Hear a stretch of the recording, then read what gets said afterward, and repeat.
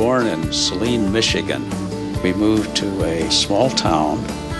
I had a paper route and I sold magazines and mowed lawns. And one of the pleasures of life was having a couple of jingles in my pocket. That was the start. I was very interested in the science and math, so I wanted to be a nuclear physicist engineer. Quite frankly, I didn't know really what that was. I always had the idea I shouldn't stop going to school. In medical school, I got married.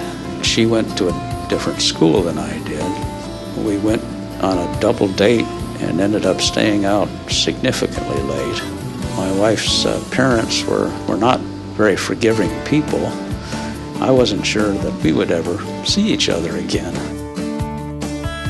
I took a military internship and ended up stationed in Panama in the Canal Zone. The doctors there were doing research on tropical diseases. At the advice of the pathologist at the research center, I came to Omaha to look at Dr. John Rudolph Schenken's residency.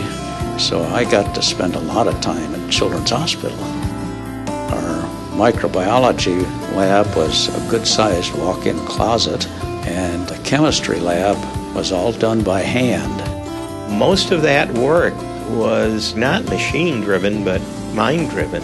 You got to the point that you trusted everything that he said and listened very carefully to it with regard to the problem. We went from culturing and telling the doctor what kind of bacteria it was, maybe what would work for an antibiotic to treat it, to doing standardized antibiotic sensitivity tests. We used to look around and say, well, that must be a virus because we can't figure out what it is. He led the laboratory in pathology during times when pediatric pathology was still getting its feet on the deck. Pathologists then needed really to do more, to be more.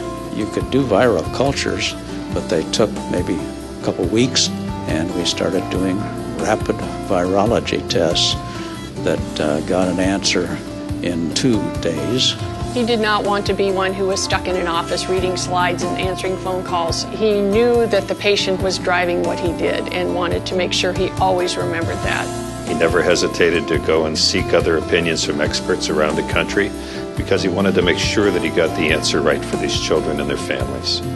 Medicine was a perfect choice for me. Dr. Bob Kruger dedicated his life to pediatric pathology, advancing the science and humanizing the field. He gained the admiration and trust of colleagues, parents, and small patients.